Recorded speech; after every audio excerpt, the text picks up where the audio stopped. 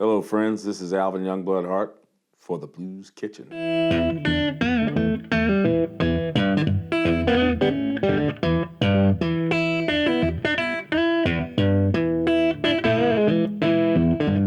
Alvin Youngblood Hart is a Grammy award-winning American musician. Growing up between California and Mississippi, his musical abilities range from country blues all the way through to classic rock and roll. We discuss Alvin's involvement with Martin Scorcese's blues documentary series, and Alvin performs an ace version of Tom Petty and the Heartbreakers' I Don't Want to Fight. Alvin Youngblood Hart, welcome to the Blues Kitchen. How you doing? Great to be back. Lovely to see you again.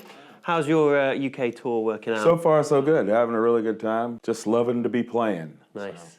In a short while, you're going to be performing Tom Petty and the Heartbreakers tune, and we'll discuss why you picked that tune in just a moment. But before we get to that, let's have a little bit of a chat about you. Now, I understand you grew up in California.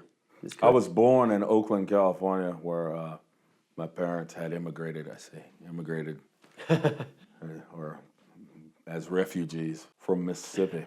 So why were your parents on the move to Mississippi? Were they looking for work? Or? Oh, yeah, pretty much. I mean, after World War II, it was just kind of a thing where it was kind of like, hey, everybody come out here, you know, there's work, you know, or whatever. So both of my parents ended up out there. They actually met out there in California. So this is probably around the time you were at high school. I found a really wonderful quote somewhere online that I believe you'd said, and it was, I think you said, in 1977, the guitar had become an obsessive competition amongst us teenage boys.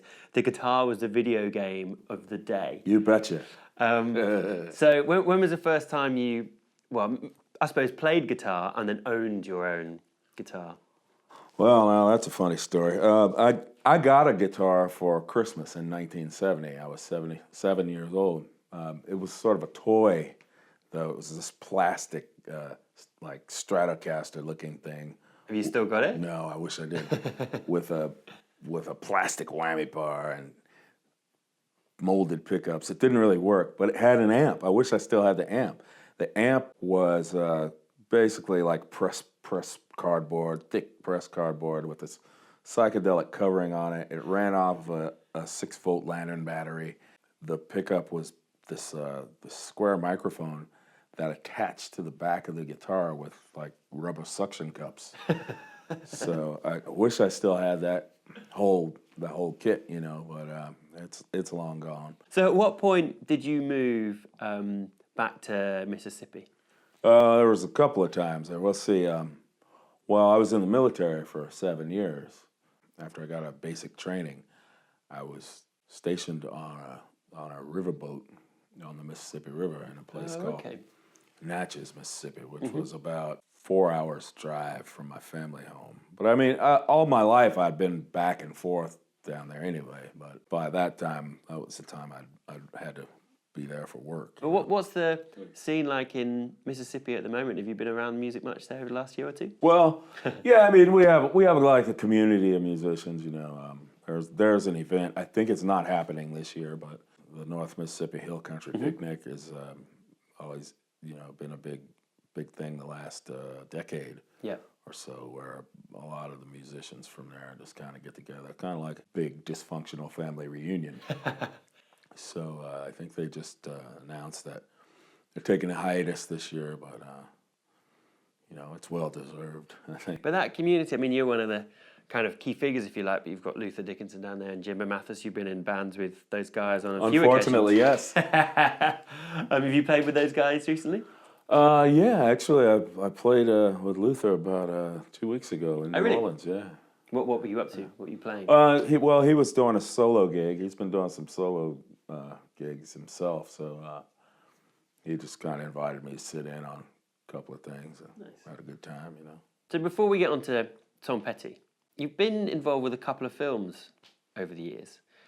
Documentary films, maybe to begin with the Scorcesese blues docs. I'm big in the documentary film world.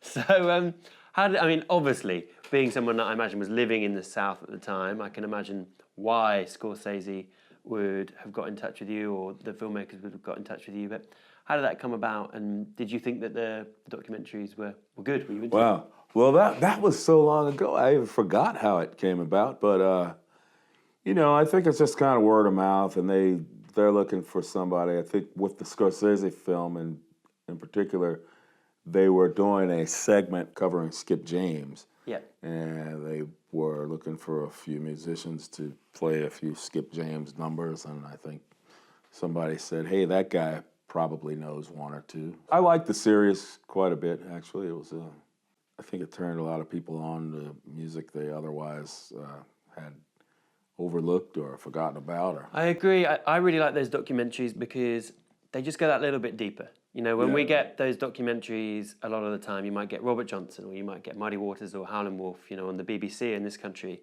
But it's always nice when someone just goes that little bit deeper, and it doesn't have to be geeky or nerdy, but it's like gives everything a real context. Yeah, I worked on another one recently called Rumble. Okay. That's been making the rounds, making the film festival rounds, getting awards here and there and stuff. Nice. It is basically about the indigenous American contributions to popular music. Okay. So that was really great. While we're still on the film thing, was it The Debaters that you worked on? The Great Debaters, yeah. It was actually like my big feature film debut, I guess. You worked a lot with Sharon Jones on that. Yeah. Sure. Yeah, we were in the studio with Sharon Jones and the original version of the Carolina Chocolate Drops. We all worked on the soundtrack together, and we were all actually in the film as well. So we got to meet and hang out with Denzel Washington for a little bit. Amazing. So, Tom Petty, you're going to be playing Don't Want to Fight in a short while. Right.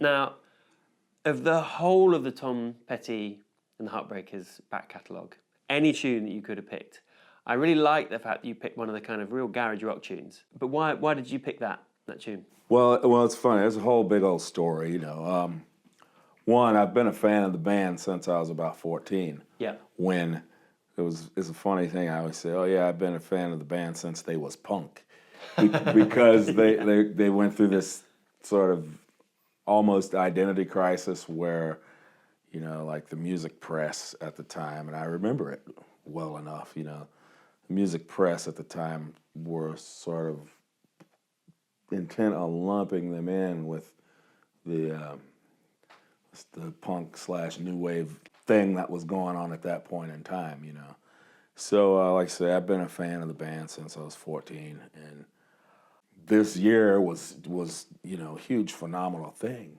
for the band. I had actually quit playing electric guitar for a good while back in the 80s. That's where I learned all that old blues guy stuff, right? So, when I came back into it, I'd always been a fan of Mike Campbell, and when I got back into it, it was almost as if I was learning to play electric guitar all over again. And, Campbell was really one of those influences. We were real excited, my partner Candace and I, we were real excited to hear, when the 40th anniversary tour was announced. We're like, yeah, man, we're going. And it's like, all right, we got to do something big for the tour. So I had this old K guitar, so I decided that I'd put it back together and give it to Mike as a 40th anniversary tour gift, right? Okay, how were you going to get it to Mike? Well, I met Mike 20 years ago.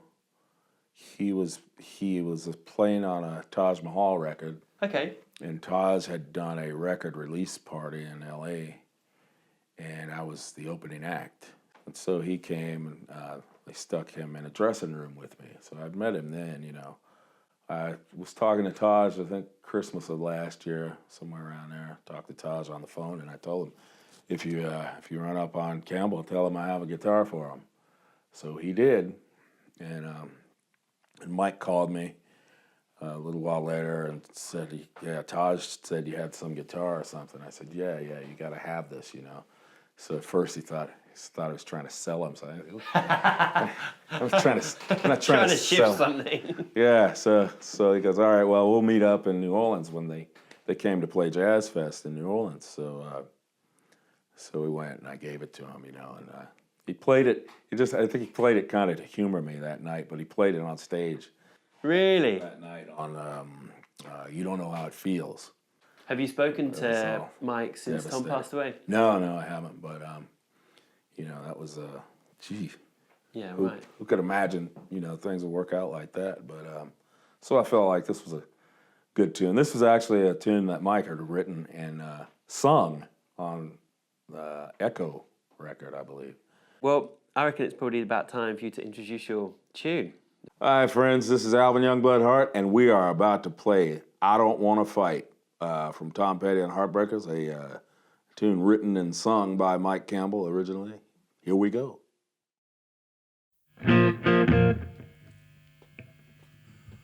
1, 2, 3, 4.